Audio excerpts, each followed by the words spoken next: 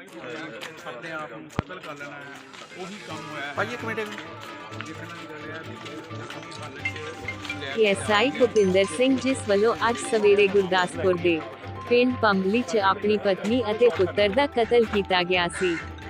ਉਹ ਕਤਲ ਦੀ ਵਾਰਦਾਤ ਨੂੰ ਅੰਜਾਮ ਦੇ ਆਪਣੇ ਪਿੰਡ ਤੋਂ ਇੱਕ ਲੜਕੀ ਨੂੰ ਅਗਵਾ ਕਰ ਬਟਾਲਾ ਵੱਲ ਫਰਾਰ ਹੋ ਗਿਆ ਸੀ, ਜਦਕਿ ਇਸ ਤੋਂ ਬਾਅਦ ਪੁਲਿਸ ਵੱਲੋਂ ਉਸ ਦੀ ਭਾਲ ਲਈ ਅਲਰਟ ਜਾਰੀ ਕੀਤਾ ਗਿਆ ਸੀ ਅਤੇ ਜਦਕਿ ਉਕਤ ਐਸਆਈ ਲੜਕੀ ਸਮੇਤ ਬਟਾਲਾ ਦੇ ਨਜ਼ਦੀਕ ਪਿੰਡ ਸ਼ਾਹਪੁਰ 'ਚ ਕਿਸੇ ਜਾਣਕਾਰ ਦੇ ਘਰ ਲੁਕ ਕੇ ਬੈਠੇ ਹੋਣ ਦੀ ਸੂਚਨਾ ਬਟਾਲਾ ਪੁਲਿਸ ਨੂੰ ਮਿਲੀ ਤਾਂ ਬਟਾਲਾ ਅਤੇ ਗੁਰਦਾਸਪੁਰ ਪੁਲਿਸ ਵੱਲੋਂ ਪਿੰਡ 'ਚ ਘੇਰਾ ਪਾ ਲਿਆ ਗਿਆ। ਉੱਥੇ ਹੀ ਜਿੱਥੇ ਐਸਆਈ ਆਪਣੇ ਨਾਲ ਆਪਣੀ ਰਾਈਫਲ ਵੀ ਲੈ ਕੇ ਆਇਆ ਸੀ, ਜਿਸ ਦੇ ਚਲਦੇ ਪੁਲਿਸ ਨੂੰ ਇਹ ਵੱਡਾ ਡਰ ਸੀ ਕਿ ਉਹ ਹੋਰ ਵਾਰਦਾਤ ਨੂੰ ਅੰਜਾਮ ਨਾ ਦੇ, ਜਿਸ ਦੇ ਚਲਦੇ ਉਸ ਨੂੰ ਸਰੈਂਡਰ ਕਰਨ ਲਈ ਆਖਿਆ ਗਿਆ ਅਤੇ ਬਟਾਲਾ ਪੁਲਿਸ ਐਸਐਸਪੀ ਅਸ਼ਵਨੀ ਗੋਤਿਆਲ ਨੇ ਦੱਸਿਆ ਕਿ ਕਰੀਬ 6 ਘੰਟੇ ਤੱਕ ਉਹ ਉਸ ਨੂੰ ਮਨਾਉਂਦੇ ਰਹੇ, ਲੇਕਿਨ ਜਿੱਥੇ ਉਹ ਲੜਕੀ ਜਿਸ ਨੂੰ ਉਸਨੇ ਬੰਦਕ ਬਣਾਇਆ ਸੀ ਉਸ ਨੂੰ ਬਚਾ ਲਿਆ, ਲੇਕਿਨ ਬਾਅਦ 'ਚ ਭੁਪਿੰਦਰ ਸਿੰਘ ਨੇ ਖੁਦ ਨੂੰ ਗੋਲੀ ਮਾਰ ਲਈ ਅਤੇ ਜਿਸ ਦੇ ਚਲਦੇ ਸਿਵਲ ਹਸਪਤਾਲ ਬਟਾਲਾ ਭੇਜਿਆ ਗਿਆ, लेकिन उसनु हस्पताल प्रशासन ने मृतक घोषित किया गया। हाँ जी, हमें एक इंटीमेशन मिला था गुरदासपुर से, एक वहाँ पे डबल मर्डर हुआ है। एक एएसआई है भूपिंदर सिंह, उन्होंने वहाँ पे मर्डर करके आगे एक होस्टेज ਨੂੰ लेके बटाला की तरफ मूव कर रहे हैं। तो ਆਪਾਂ ਬਟਾਲਾ ਦੀ ਜੋ ਸਾਰੀ ਫੋਰਸ ਜੋ ਹੈਗੇ ਆਪਣੇ ਐਸਪੀ ਸਾਹਿਬ ਐਸਪੀਡੀ ਸਾਹਿਬ ਦੀ ਟੀਮ ਹੈਗੇ, ਡੀਐਸਪੀਡੀ ਹੈਗੇ ਆ ਪਿੱਛੇ, ਡੀਐਸਪੀ ਸਿਟੀ ਫਤਿਹਗੜ੍ਹ ਚੂੜੀਆ, ਜਿਨ੍ਹਾਂ ਦੀ ਏਰੀਆ ਪੈਂਦੀ ਹੈ ਸਾਰਿਆਂ ਨੇ अपना टीम इतने तैयार करके वो चेक कर रहे थे। सानू ये पता चलिया कि फाइनली आके इन्होंने इतने सिविल लाइन के एरिया पैंदा उत्थे एक अपने रिश्तेदार के घर के वड़िया वैपन के साथ, और जो जिन्होंने उन्होंने होस्टेज लिया सीगा मनजीत कौर है उन्होंने ना, उन्होंने लेके अंदर बैठा होया। तो तकरीबन 11:30 बजे साडा ऑपरेशन शुरू होया सीगा जी। उस वेले उन्हां नाल आपां गल ही कर रहे सीगे, जो जिन्होंने होस्टेज लिता सी। साडा मकसद यही सीगा कि ये होस्टेज नूं फ्री करन और अपने आप नूं सरेंडर करन। तो आप इन्हां नाल गल करते करते ये होस्टेज नूं फ्री करन नूं सक्सेसफुल हो गए। इन्होंने तकरीबन 4 बजे सानू होस्टेज नूं फ्री कराता, साडे कोल भेजता।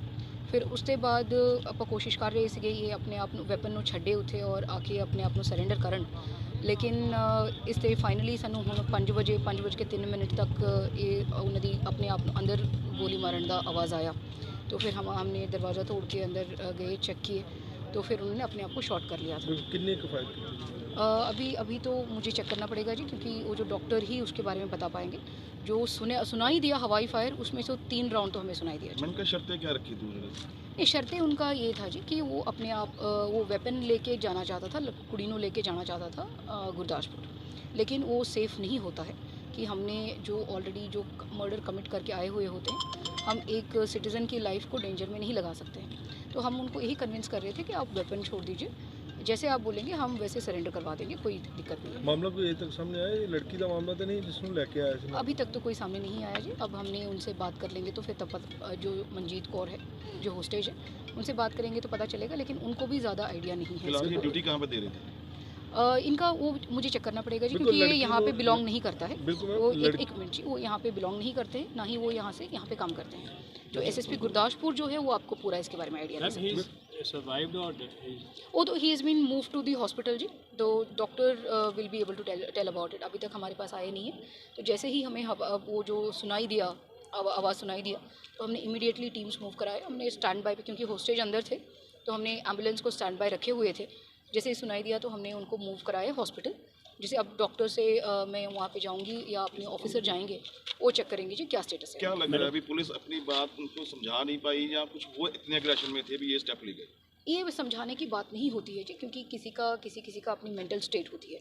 हमने 6 घंटे लगाए इनके साथ, बैठे रहे, उनसे बात करें।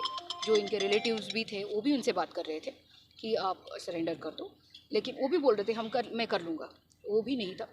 लेकिन किसी के दिमाग में क्या चलता है वो तो वो खुद ही जानते हैं, ठीक है ना जी।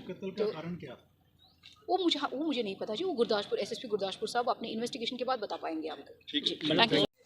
ਹਿਸਟਰੀ ਆਫ ਗਨ ਸ਼ਾਟ ਦੇ ਨਾਲ ਆਇਆ ਜੀ ਤੇ ਸਾਡੇ ਕੋਲ ਤਾਂ ਬ੍ਰੌਡ ਡੈਡ ਹੀ ਆਏ। ਕਿੰਨੀਆਂ ਗੋਲੀਆਂ ਕਿਸ ਜਗ੍ਹਾ ਤੇ ਵੱਜੀਆਂ? 3 ਨਿਸ਼ਾਨ ਨੇ ਗੋਲੀਆਂ ਦੇ ਛਾਤੀ 'ਚ ਵੱਜੀਆਂ। ਤੇ ਕਦੋਂ ਕੁ ਤੱਕ ਲੱਗਦਾ ਵੀ ਇਹਦੀ ਡੈਥ ਹੋਈ ਹੋਊਗੀ? ਇਹਦੀ ਡੈਥ ਆਲਮੋਸਟ ਮੌਕੇ 'ਤੇ ਹੋ ਗਈ। ਤੇ ਇਹਨੂੰ ਹੁਣ ਮੋਰਚਰੀ ਚ ਮੋਰਚੇ 'ਚ ਰੱਖ ਦਿੱਤਾ ਜੀ ਪੋਸਟਮਾਰਟਮ ਜਦੋਂ ਵੀ ਕੰਮ ਹੋਊ।